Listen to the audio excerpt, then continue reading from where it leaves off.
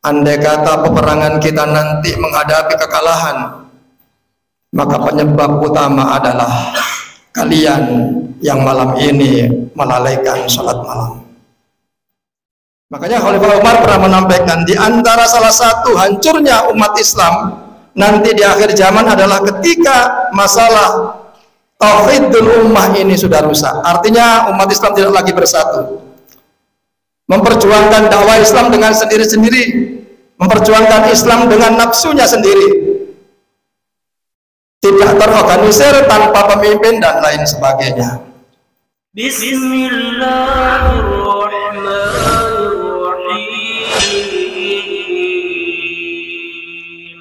Alhamdulillah.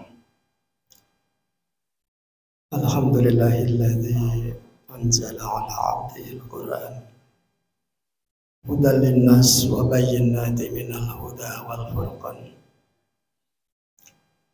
bayanul linnas wa mau'izatul lil muttaqin.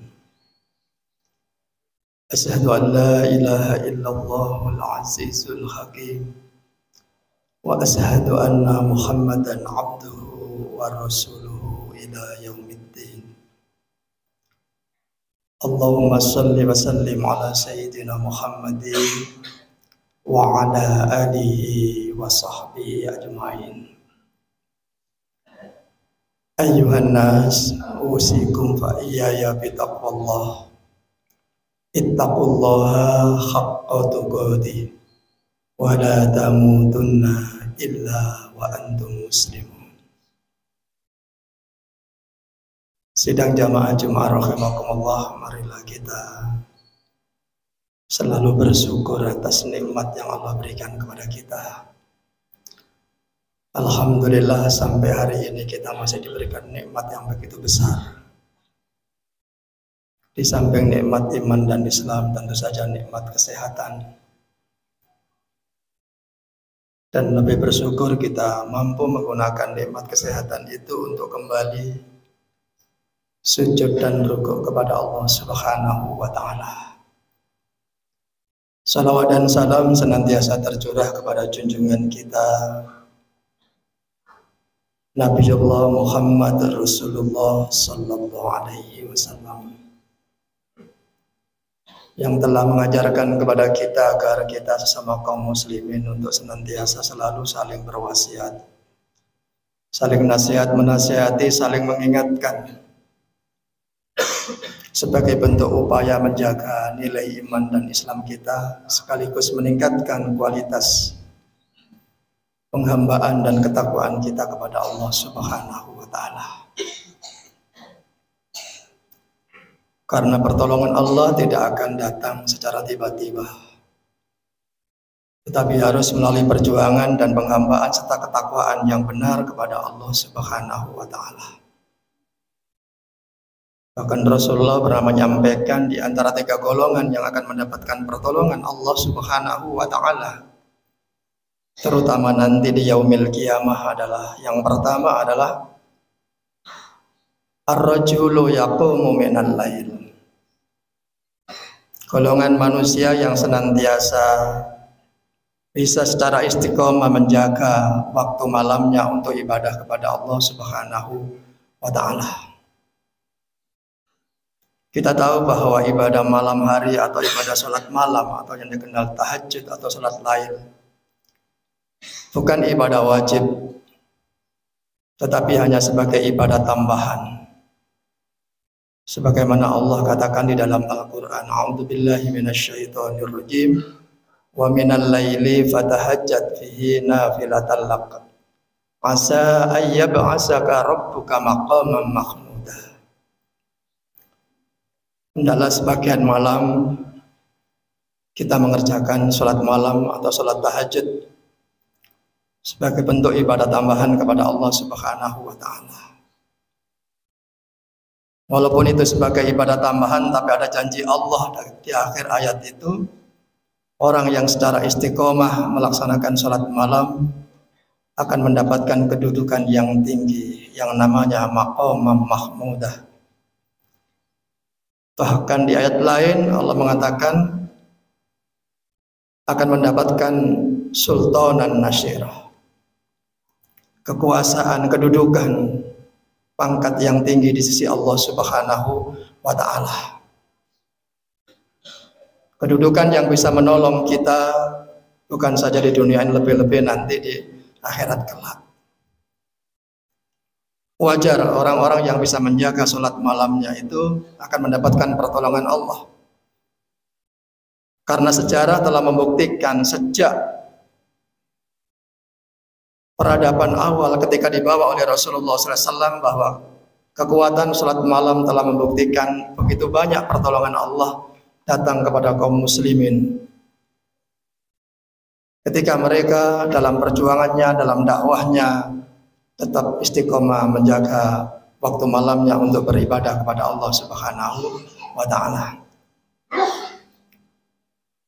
Kita baca dalam sejarah ketika Salahuddin Al-Ayyubi ingin merebut Masjidil Aqsa,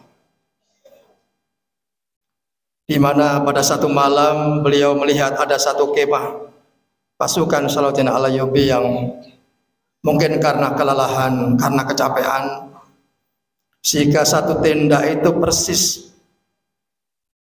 tertidur lelap sampai terbangun lewat sholat malam. Begitu pagi hari beliau kumpulkan dan beliau marah sampai beliau mengatakan, andai kata peperangan kita nanti menghadapi kekalahan, maka penyebab utama adalah kalian yang malam ini melalaikan sholat malam.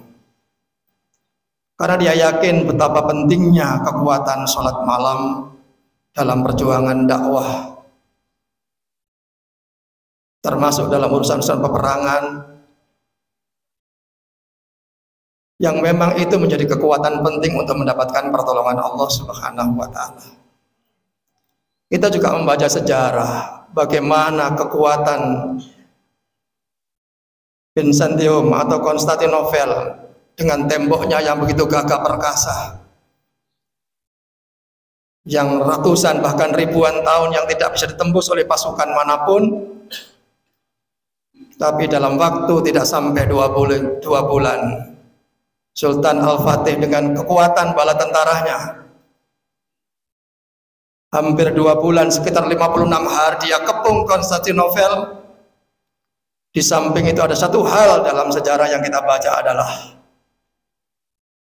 tidak boleh satupun kekuatan bala tentaranya meninggalkan sholat malam sebagai bentuk kekuatan, di samping ikhtiar memutus segala mata rantai yang masuk ke wilayah Konstantinopel. Dan pada akhirnya belum sampai 1 bulan Konstantinopel pun direbut oleh Sultan Al-Fatih.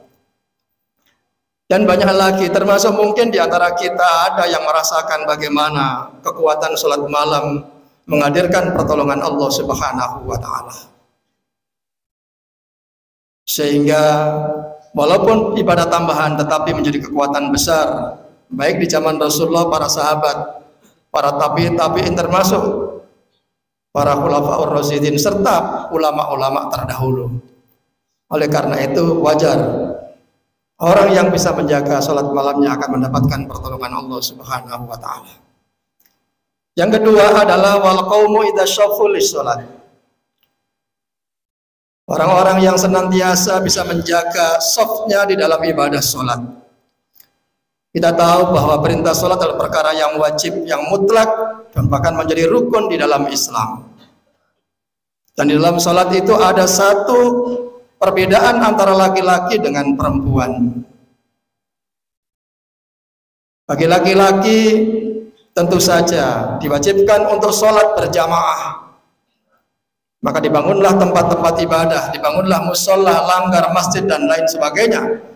Karena untuk menampung kaum laki-laki agar bisa merapatkan barisannya, merapatkan shafnya di dalam melaksanakan ibadah sholat.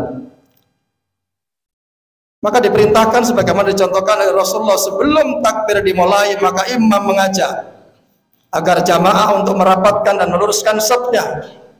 Karena itu syarat mutlak untuk kesempurnaan sholat kita menghadap Allah Subhanahu wa ta'ala sebagai sistem komunikasi yang efektif, agar kita mendapatkan pertolongan Allah Subhanahu wa ta'ala. problem utama di dalam kehidupan kita umat Islam adalah bukan sekedar sholatnya, tetapi masih banyak umat Islam yang belum paham, belum mengerti tentang makna dan kegunaan bagaimana merapatkan dan luruskan saf di dalam sholat itu.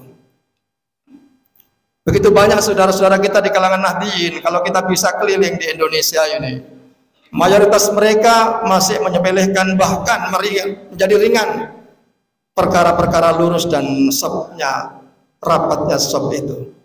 Sehingga mereka yang penting berjamaah. Sehingga masalah saf, masalah rapat dan lurus tidak menjadi prioritas. Padahal untuk mendapatkan pertolongan Allah adalah wal qaumu idza shaffu lis-shalat. Banyak sekali umat Islam yang masih belum paham tentang itu, sehingga ketika diajak untuk rapat dan lurus mereka masih enggan. Nah, jamaah sekalian rahimakumullah. Yang ketiga adalah wal qaumu idza shaffu lil qital. Perjuangan dalam rangka dakwah memperjuangkan agama Allah, menyampaikan kalimat tauhid di tengah-tengah kehidupan manusia adalah perkara yang bukan mudah. Dan menghadapi fenomena kehidupan masyarakat dengan berbagai kultur masyarakat yang berbeda, sehingga diperlukan kesatuan umat yang disebut khairul umat. Karena tanpa itu tidak akan kita berhasil. Bagaimanapun hebatnya kita berceramah, berpidato, menyampaikan dakwah dengan jutaan umat, tetapi itu dilakukan oleh sendiri-sendiri tanpa ada kesatuan umat, tanpa ada jamaah, tanpa shaf yang rapat, maka tidak akan berhasil. Mungkin jamaahnya banyak, pendengarnya meriah dan senang dan lain sebagainya, tetapi tingkat keberhasilan dakwah sangat kecil, karena setelah itu selesai maka tidak ada tindak lanjutnya. Maka perlu adanya namanya kesatuan umat, namanya jamaah, namanya harokah, namanya persatuan organisasi dalam rangka untuk mengatur bagaimana langkah dakwah itu bisa berjalan dengan baik. Makanya Khalifah Umar pernah menampilkan di antara salah satu hancurnya umat Islam nanti di akhir zaman adalah ketika masalah tauhidul ummah ini sudah rusak. Artinya umat Islam tidak lagi bersatu, memperjuangkan dakwah Islam dengan sendiri-sendiri, memperjuangkan Islam dengan nafsunya sendiri, tidak terorganisir, tanpa pemimpin dan lain sebagainya.